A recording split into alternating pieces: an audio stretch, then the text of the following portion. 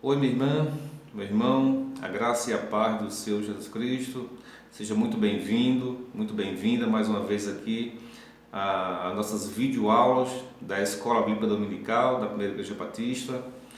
É um prazer estar aqui com os irmãos, podendo passar nossos estudos atuais. Nós estamos estudando a revista a respeito do apóstolo Paulo. Nós já tivemos nas videoaulas anteriores uma introdução a respeito de quem é o apóstolo Paulo, bem rapidamente, porque o apóstolo Paulo ele é passível de um estudo muito grande, porque ele é o maior missionário que nós tivemos no primeiro século, quem sabe até hoje o maior. Bom, e nós vamos estudar 4 revistas atribuídas ao apóstolo Paulo, ele que escreveu para essas igrejas: Gálatas, Colossenses, Filipenses e Efésios. E nós vamos começar hoje, irmãos, a nossa segunda aula a respeito, começando efetivamente a respeito das cartas de Paulo. Nós vamos começar pela carta, pela epístola endereçada aos Gálatas, ao povo da Galácia. Como já falei na aula anterior, a Galácia fica ali onde hoje é a parte da Turquia. E ali o apóstolo Paulo pregou, plantou igrejas e houve a necessidade dele escrever àquela igreja dos Gálatas, porque infelizmente estava havendo ali problemas naquela igreja, irmãos. E esses problemas que ocorreram lá em Gálatas naquela época são atuais também para hoje. Por isso da importância de estudarmos a respeito das cartas de Paulo, porque ela, claro, pela inspiração de Deus, elas são atuais também para nossas vidas de hoje, irmãos. Então nós vamos estudar nessa aula, essa videoaula, a respeito de Gálatas, especificamente os capítulos 1 e 2. O irmão, a irmã, nosso querido visitante aqui também desse momento de videoaula, sugiro que possa fazer a leitura desses 2 textos, vai auxiliar bastante na compreensão desse assunto que nós vamos tratar agora. Então, Gálatas capítulos 1 e 2, quem querendo pode dar uma pausa aí em assistir esse vídeo e lendo, depois retorna aqui a nossa explicação a respeito desses capítulos, tá ok, irmão? Mas enfim, vamos lá a respeito dessa aula 2 dessa revista, nova revista que nós estamos estudando. Então, irmãos, é a respeito de Gálatas, em que Paulo ele vai ali exortar, admoestar aquela igreja e de novo chamar a atenção para como ela deve se portar diante das obstáculos, diante das adversidades que ali elas estavam passando. Então, irmãos, o tema dessa aula, ela por si só já é um tema maravilhoso. Cristo vive em mim. Assim falou o apóstolo Paulo. Cristo vive em mim. Quais são os objetivos dessa aula? O que a gente tem que saber? A gente tem que compreender que a experiência de Cristo viver em nós é a base para o Evangelho insubstituível. O que quer dizer isso? Um Evangelho que nada ocupa o seu lugar. Ele é insubstituível. Nós temos que compreender isso, temos que aprender isso. E isso é através de quê? Da experiência de Cristo viver em nós. Cristo tem que viver em nós, irmãos, para que a gente possa ter esse evangelho que nada venha a derrubá-lo, a colocá-lo em risco, irmãos. E com isso, o que a gente tem que fazer? Combater as distorções quanto ao ensino e interpretação da palavra de Deus. O texto áureo, irmãos. O texto áureo é, igualmente, como o tema já propôs, maravilhoso. Diz assim, Gálatas 2:20, que a gente possa até começar a refletir nesses estudos. O que aqui o apóstolo Paulo fala? Portanto, não sou eu mais quem vive, mas é Cristo quem vive em mim. E essa vida que vivo agora no corpo, vivo pela fé no Filho de Deus, que me amou e se entregou por mim, irmãos. Cristo vive em mim. Ainda mais aumenta a importância da gente estudar Paulo e conhecer o apóstolo Paulo, para a gente poder também imitá-lo, porque ele imita Cristo. Ele mesmo disse isso. E ele fala que Cristo vive nele. E todos nós devemos ter isso também, de Cristo viver em nós, irmãos. Isso é fundamental. Bom, como eu falei, houve problemas lá naquela igreja, lá dos Gálatas. E algumas situações problemáticas foram enfrentadas por Paulo. A primeira está lá em Gálatas 1, versículos 6 ao 9. O que é que estava ali acontecendo naquela igreja, irmãos? Os irmãos também podem aproveitar, fazer uma pausa e efetuar essa leitura de Gálatas 1, 6 ao 9. Ali Paulo está chamando a atenção, porque os crentes estavam sendo influenciados e se desviavam do evangelho que Paulo havia pregado e ensinado. Então ali, irmãos, acontecia de distorções de ensinamento sobre o evangelho. Paulo foi muito firme na sua carta. Os irmãos indo lá fazendo a leitura vão constatar que Paulo fala que qualquer coisa que venha a alterar o evangelho de Cristo é maldição. Mesmo que um anjo desça do céu para alterar, o apóstolo Paulo ainda fala que isso é maldição. Ele quis criar ali um sentido figurativo para ainda mais chamar a atenção daquele povo gálatas de que não se poderia jamais aceitar algo diferente do que Paulo ensinou. Então, irmãos, isso estava acontecendo lá naquela igreja, certo? E olha, tempos atuais também acontecem, irmãos. Infelizmente, nós vivenciamos isso. Inclusive, em algumas denominações que se diz evangélicas, em que há uma distorção do evangelho. E mais interessante, irmãos, que a gente acaba nos espantando, como está aparecendo aqui nessa figura de espanto, é que nos espanta ver gente convertida e salva, buscando novidade na fé. Algo diferente? Algo novo? Não, irmãos. O evangelho por si só é suficiente, não tem crendice, não tem religiosidade, não tem nada. Tão somente o evangelho. E o evangelho que se renova a cada dia em nossas vidas. É essa novidade de vida que temos que buscar diariamente. E não nada que venha causar distorção na palavra de Deus. Então é isso, irmãos. Nós temos que jamais nos ater a novidades. E os irmãos sabem do que eu estou falando. Quantas novidades foram colocadas dentro dos templos? Quantas coisas que a gente tomou conhecimento, tomou notícia de que foi colocado dentro de templos, locais de adoração a Deus, e que se distorcia as coisas totalmente, misturando coisas do mundo. Eu não vou citar aqui, irmãos, por questão ética, tá? Bem, irmãos, vamos agora passar para a segunda situação problemática enfrentada por Paulo, que ocorreu lá naquela igreja em Gálatas. Está lá em Gálatas 2,16, a respeito de que os gálatas estavam substituindo a graça pela lei.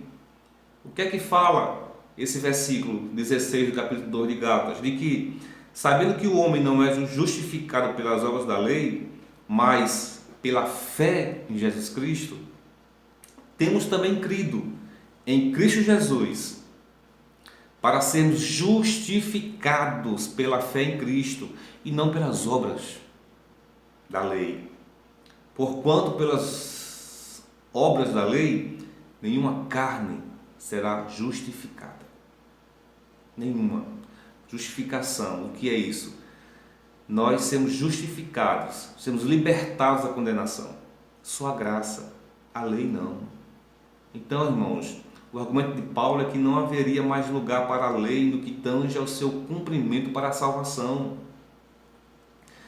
E o ensino de Paulo nos ensina que a experiência de Cristo em nós oferece clareza quanto ao propósito da lei e seu tempo. Vamos agora aqui tratar mais a respeito dessa questão de lei e graça, irmãos. A lei, ela não é descartada por Jesus. Ele fala que não veio subrogar a lei, não veio cumprir. A lei existe, irmãos, para que a gente não faça algo de errado, não é verdade? Se ninguém cometesse crime, não haveria lei. Para quê? A lei existe para isso. A lei é algo que é imposto da boa maneira, tem que ser cumprida. Nós que vivemos, somos cidadãos, vivemos nossa vida civil, temos que cumprir as leis. Mas a graça, ela é maior do que a lei. E eu costumo dizer que se a lei está no círculo aqui, a graça está no círculo maior, onde a lei está incluída.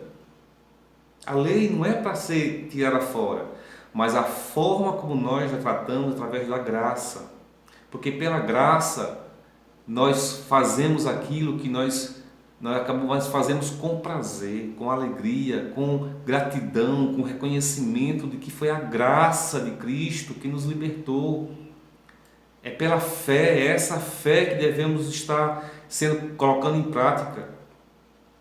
E não a lei, não por rigor, não por cumprir. E o que acontecia? Provavelmente, consta inclusive na palavra de Deus, em Gálatas, da influência dos judeus naquela igreja, trazendo legalismo, trazendo cumprimento de leis. E aí Paulo está chamando aqui a atenção de que a justificação não é pelas obras, não é em cumprir uma lei, mas é pela graça, já foi feita por Jesus Cristo. Então, se nós estamos cheios da graça e com isso cheios do Espírito Santo de Deus, nós vamos cumprir a lei de forma natural, tranquila. Porque caso contrário, a gente vai fazer algo apenas robotizado, mecânico. Apenas cumprir por cumprir. Mas pela graça nós compreendemos, nós entendemos o amor, e nós falamos tudo pelo amor e conforme a voz do Espírito Santo de Deus dentro de nós. Então a gente tem que seguir a graça do Evangelho pela pregação do Evangelho e pela pregação da fé. O que justifica é a fé em Cristo. A justificação é pela fé em Cristo Jesus e não por cumprir um ritual. Aquilo que for necessário cumprir tem que ser feito com fé em Cristo. Amém, irmãos? Prosseguindo, queridos, a terceira situação problemática enfrentada por Paulo está lá em Gálatas 2,4. O que é que tinha lá? Ameaça de falsos irmãos, intrusos na igreja. Eita, irmão. Oramos a Deus para que a gente possa perceber pessoas assim que porventura venham a fazer parte do nosso meio evangélico. Então, o que mais ameaçava aqueles crentes eram os falsos irmãos, os intrusos na igreja. E o ensino de Paulo é que a experiência de Cristo viver em nós faz superar os transtornos que querem agregar ao Evangelho. Se Cristo vive em nós estamos protegidos, igreja. Nós estamos a salvo, irmãos, porque Cristo vive em nós. nenhum desses problemas que até aqui nós tratamos vai afetar tanto assim nossas vidas. A gente vai viver pela graça, não pela lei. A gente vai, nessa questão de falsos irmãos, a gente vai perceber quem é genuíno, quem não é verdadeiro, irmãos. Desde que a gente tenha essa filosofia de Cristo viver em nós. Não é verdade? Então, irmãos, aí vamos ter aqui uma forma de os irmãos, as irmãs, visitantes que estão nos assistindo, ponderar a respeito dessa pergunta. Como podemos combater aqueles que insistem em introduzir os modismos que tanto existem nas igrejas, na vida cristã, e distorções quanto ao ensino e interpretação da palavra? Como podemos combater tudo isso? A partir do momento em que Cristo vive em nós. É verdade? Mas os irmãos podem também refletir sobre essa pergunta. Como nós podemos combater esses modismos todos que tem pela palavra, né, irmãos? O que mais? Os irmãos ficam à vontade para meditar sobre essa pergunta. E a quarta e última situação enfrentada por Paulo, situação problemática, está lá em Gálatas 2:21, e também vai dizer respeito à questão do legalismo. Os gálatas estavam querendo anular a graça de Deus para a salvação, para aderir às exigências da lei, transformando a vida cristã em legalismo. Qual é o ensino de Paulo? A experiência de Cristo viver em nós desfaz toda a possibilidade de um evangelho transformado em pura religiosidade e legalismo. Vim para o culto porque eu tenho que ir para o culto. Vou levantar a mão, vou cantar porque eu tenho que cantar, mas não. Tem que ser algo de coração, algo com entendimento pela graça. A graça faz isso, irmãos. A graça é um favor imerecido. Nós não merecemos, mas nós tivemos a graça de Cristo em nossas vidas. Essa graça nos faz ser um ser totalmente diferente e nos faz ter uma visão diferente da forma como nós encaramos nossa vida cristã. Não é vir para a igreja por questão legal. Não, eu tenho a obrigação de ir. Não, é pela graça. É pela gratidão dessa graça. Por sentir e viver esse amor de Cristo, de Deus, que amou de forma tão tremenda a humanidade, que deu o seu único Filho a morrer por nós, para que nós não venhamos a perecer. Então, irmãos, é dessa forma que a gente tem que encarar, e não, como diz aqui no versículo 21, em que Paulo diz que a gente não venha aniquilar jamais a graça de Deus. Porque se a justiça provém da lei, Cristo morreu em vão por nós. A justiça veio pela graça de nosso Senhor Jesus Cristo, que nos concedeu a salvação eterna sem a gente merecer, porque somos todos pecadores. Mas a partir do momento que a gente reconhece a Cristo como Salvador e se arrepende e se afasta dos pecados, aí nós estamos recebendo a graça de Jesus Cristo e o Espírito Santo em nossas vidas, irmãos. Então, lá em Gálatas, estava tendo esse problema de não entenderem isso, de achar que tinha que ser uma vida de ritual, de religiosidade, de legalismo. Não.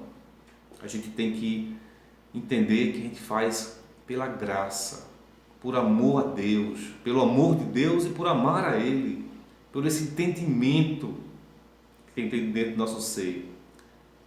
Principalmente e consequentemente pelo agir do Espírito Santo em nós. Nós vamos sentir que Cristo vive em nós, e Cristo vive em nós porque Ele deixou o Espírito Santo de Deus, o seu Espírito Santo conosco, e Ele vivendo em nós não vamos ter nenhum desses problemas que aqui foram relatados por Paulo. Então, irmãos, o legalismo exalta o que temos que cumprir. A graça exalta o que Cristo cumpriu por nós. Oh, glória a Deus! Cristo cumpriu por nós. Em vez de ser nós que temos que pagar o preço, Ele pagou o preço. Isso é a graça. E aí vem a pergunta, irmãos. Hoje, de que maneira as pessoas estão descartando a graça, colocando-a de lado? Oh, misericórdia, meus irmãos. Que isso realmente seja evitado no nosso meio e em todos aqueles que são cristãos. Então, essa pergunta fica também para reflexão. Irmãos. Concluindo, o que fazer para que Cristo viva em mim? O que fazer para que Cristo viva em você, meu irmão, minha irmã? Primeiro, leia e conheça mais a palavra de Deus. Isso é fundamental. A gente tem que conhecer a Cristo para Ele viver em nós, lendo a palavra de Deus, lendo o Evangelho de Jesus Cristo, meditando e pedindo ao Espírito Santo que vive em nós, que venha a nos dar o entendimento, a capacidade de assimilar e aplicar. Não é só conhecer, a gente tem que aplicar a palavra de Deus. Segundo, busque desenvolver uma vida de oração. A oração é falar com Deus. E como já confirmamos, o Espírito Santo vive em nós, então Deus nos responde. Deus nos dá lampejos, nos dá visões, acordado, dormindo, não sei. Mas Deus fala conosco. A gente fala com Deus em oração, mas de alguma maneira Ele nos responde, porque várias vezes em oração, na mesma hora, Deus nos dá aquela resposta. Terceiro, rejeite todo tipo de proposta que contrarie a ética do reino. A ética do reino é o Evangelho de Cristo, irmãos. Não devemos rejeitar qualquer mudança, qualquer modismo, qualquer coisinha para incrementar. Vamos mudar isso aqui não está bom, não gostei, quero assim. Está errado. É seguir a palavra de Deus, é seguir o Evangelho. Quarto, proponha ensinar com discipulado a essência do Evangelho sem acréscimos humanos ou religiosos. Não, a gente não pode ter nenhum acréscimo, nem humano nem religioso ao Evangelho de Cristo. E quinto, nunca se esqueça. Irmãos, minha irmã, nunca se esqueça que o justo viverá pela fé.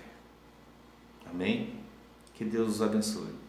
Que Deus aplique esse estudo em nossas vidas. Em nome de Jesus. Amém.